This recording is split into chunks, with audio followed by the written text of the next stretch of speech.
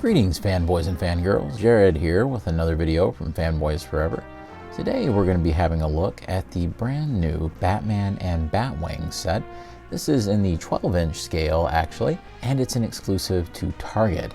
This is the only way, so far anyway, that you can get the giant 12-inch scaled, well, for the purposes of this line, and we'll get into what the scale actually is. It's the only way that you can get it right now, and it does include the standard 12-inch Batman figure that Spin Master offers. So if you're at all interested in getting this thing, you might want to hold off on buying any of the single releases of that Keaton 12-inch figure that Spin Master offers, because you can just get it here in this set. I ordered mine from Target.com.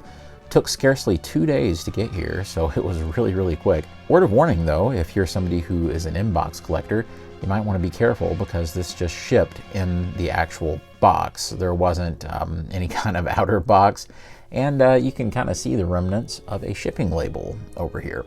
Before we begin, just remember, please like and subscribe. That really does help the channel out and really helps us grow. And with all that out of the way, let's begin. You've heard me talk a whole lot at this point about how much I like the colors on the Flash packaging, and it really suits the character and really contrasts well with the black Batman products that we see. And on the front, we have a very representative kind of shot of everything. On the top, you just get the Flash movie logo, and you can see Coco and Luna back there, two of my cats. We have the UPC or barcode right there. There's Luna modeling it for scale. And just like all their other products, you can pretty much see that we have renders on the back. And it shows you that there's some retractable landing gear. And it shows that the Batwing is 27 inches wide. So let's go ahead and get it out of the box. All right, so when you get everything out of the box, this is pretty much a two-step assembly that I'll complete on camera with the wings and the main body portion. So we just snap one side in. Okay, there's that side. And then we're ready for our next side. So just line it up and voila, we're ready to roll. And after quite a bit of adjustment to figure out exactly what the best way to film this thing would be, because it's so huge, here it is out of the box. We have the 12-inch Batman and the Batwing. I think first impressions are that this thing is even bigger than what I imagined it would be. And I definitely think that that's the right place for us to kind of start where this is concerned. We should really just talk about scale just for a moment. The 12-inch Batman definitely isn't really in scale with this thing. It's possible to lay it in the cockpit, and we'll get into that a little bit later. Exactly what size of figure looks best with this. Here we have the McFarlane Batman, which is of course a 7-inch scale figure. We have the NECA Batman, which is a 6-inch scaled figure. My Torty Coco, which is a real-life cat that eats too much. And then we have my 3 3/4 scale Batman from Spin Master. Now, what's interesting is that they make basically a size of Batwing in pretty much all the major lines. Todd McFarlane is of course doing one that you can order direct from the McFarlane store. There's also the Spin Master one that's more meant for the 3 3/4 figures, or just like a $30 set where you get Batman and the Flash with a smaller Batwing. And then there's this one that Spin Master also makes, which is in a larger scale that's vaguely meant for your 12-inch Batman to lay in. But as you can see, it's the other figures that kind of scale up a little bit better with the thing, which leads to one of its greatest strengths, that there's some flexibility here. I think it's ever so slightly, maybe just a little bit too small for the 7-inch scaled figure. I think you can get away with a 6-inch scaled figure really easily. It's actually even doable with your 3 3/4 figure because it might be a little too big. I don't know, judging by the trailers and things, it looks like it's a really large sized plane. So I don't know, it's definitely something that I think I'll have to see the movie to get a better feel for the size of it. But right now, you could look at it in two ways. You could look at it glass half full and say it's kind of in that sweet spot where it can fit for a whole bunch of different figures. Or you could look at it in the glass half empty perspective and say that it's kind of irritating, that it sort of is a little small for this one, a little large for that one. It's kind of all over the place. So, but I definitely think that scale-wise, you do have some options here. Of course, before we actually talk about the 12-inch figure that's included and how it interacts with the plane, we should definitely talk about the Batwing itself. Of course, I'll do my very best to kind of keep it in frame, but it's going to be really difficult. Let's just talk about some of the sculpted detail we see on it. Honestly, they've done, from what I can tell, just a great job capturing all the little nooks and crannies and little sculpted details, the vents in the front, the canopy, the fins in the back, and more tech details on the wings. They've also done a good job of not making the points look like they're just too dull. They're certainly sharp enough for the purposes of this design. On the back, we can actually see some turbines right here, a little bit of copyright info, and kind of a reflective plastic right there in the middle for whatever reason.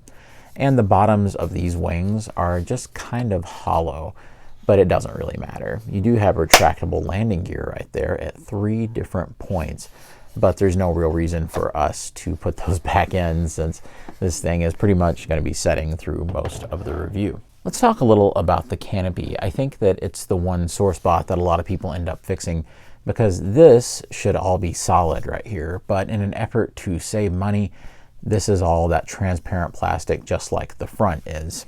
Now, I think that that's the only real big inaccuracy here, and a lot of people have ended up spray painting it to fix that, and I certainly think that it's serviceable, because I haven't even really talked about it yet, but this set, believe it or not, with the Batman, with the large-scale 27-inch Batwing. Keep in mind the Batman figure is like 12 inches tall. This is a $40 set, and I'm just going to say that again. This is $40. McFarlane, they're charging like, what, $200 or something for that giant Batwing, and I know that it's bigger than this, but is it really that much better than this to warrant like that much of a price increase? I can't see it personally. Maybe I'm just a cheapo. I don't know. Either way, let's go ahead and explore exactly what this cockpit is, and I hope you're ready for the most immaculate detail on the inside, because ta-da, there's nothing. It's just this big, like, you know, empty, cavernous, almost looks like a slide in some ways. The closest you get to any kind of cockpit detail is just this weird kind of bump right here, which I guess you could say was like a console or something, but this is it. There's not much to it, and that's certainly not what you're paying for with something like this. Instead, the one goal of this product is just basically to have a little nappy nap spot for Keaton Batman. Let me explain. Of course, we're going to say this is a nappy nap spot because he does not set up in it. If you want to use the included figure, he's gonna, you know, he's gonna go for a little siesta. There he is. And you see Dracula, I mean Batman, is just going to lay down in the kind of length of the thing. And there's just enough room for him to do so. And voila, the canopy is sealed off. What's funny is because it's transparent, even on the back there, you can just see Batman just laying down, this giant Batman inside this huge plane, just kind of laying there, and like, you know, he's just chilling. Hey, Alfred, get me out of here. And yeah, I mean, that's a way you can do it. It certainly adds that extra little bit of weight to this to make it feel a little bit more premium. But that's kind of about the only advantage you have to laying him in there. It's not the way I'm going to do it. Of course, I think it'll be more interesting to see what other kinds of figures can actually go in here. One thing that you're probably noticing is that this canopy won't really like hold all the way up. It'll kind of stop there, but after a little while, do you see what's happening? The weight kind of just drags it down. So there's not a good way to keep that propped. So I'll go ahead and use my regular McFarlane Batman, because I know that that's the one that I think most people are going to be interested in, just to sort of get an idea of what it looks like. I've seen people install seats in this thing. I don't know if I'm going to go to trouble like that. And of course, there he is right there, the 7-inch scaled figure. Kind of gets smushed down a little bit more. And I think it looks really good, particularly because you can probably put, you know, a couple of other figures behind him, just like in the trailers, where Barry and his younger self ride behind Batman. So I think that looks really cool. If you want to see a 3 3/4 scale figure kind of engulfed by this behemoth, you can totally do that. Here is just your regular Spin Master Batman, and he's so small that you almost lose him completely in there. and it's like the jumbo jet version, and he's just kind of, whoa, he needs a seatbelt. So yeah, I mean, I think there's plenty of good options, and you can certainly have some fun with those. Keep in mind that if you want, Batman to be on the outside of this thing and you want to use the 3 3/4 version, I think that looks pretty decent as well. Also keep in mind that even though this is close to the design of the '89 Batwing, it is not the same Batwing. It certainly has some design differences. And of course, that's smart because Batman destroyed the Batwing. Well, the Joker destroyed it in the first Batman film. So, of course, he rebuilt it and created a better one later on. So I think it'll be fun to see what kinds of tricks that this thing has in store for us in the movie. Putting the Batwing itself to the side for just a moment, we should probably talk about Spin Master's 12-inch effort here. And here he is, the 12-inch version from Spin Master. Now, I think this Keaton Batman actually looks really good for what he is. This is, of course, one of Spin Master's, budget line 12-inch figures. And I'm always surprised by the value you get for these things because, honestly, I think in some ways it does have a better Keaton likeness in the cowl than a lot of the other figures we've looked at. And that includes the McFarlane version, and that includes, Spin Master, of course, their 3 3/4 version. I think that this has a common, origin in terms of sculpt, because you can see right here that it does look very much like the same thing, except in a much bigger version. It appears that the head sets lower on the neck, which helps it tremendously compared to the 3 3/4 version. He includes all of the details on the suit right here, including even those lines on the pectoral muscles that they left out on the McFarlane version. So I'm really glad to see those included. I'm also glad to see things like the utility belt, all the detail kind of remains on that.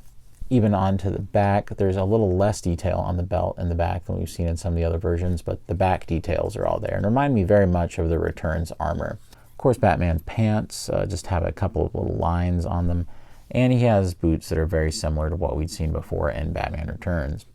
He does have his gauntlets, and the Bat logo on the chest is actually very well applied.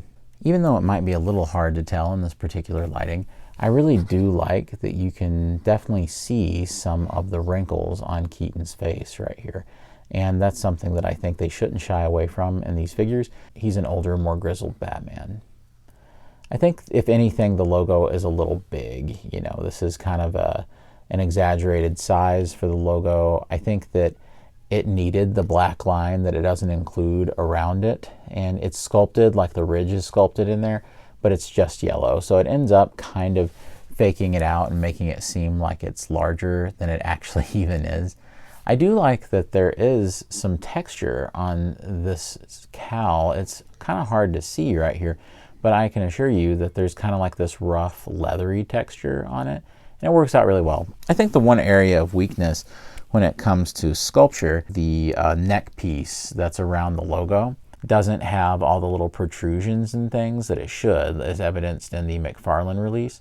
And that's a shame. It's just kind of like this big circular piece, and that's not really what's in the movie. I do think the eyes are nicely applied, so that's always a plus. And he does include a soft goods cape. And even though this is a cheaper, more budget-friendly kind of kids figure, it's always nice to have a soft goods cape, and one that's actually done really well.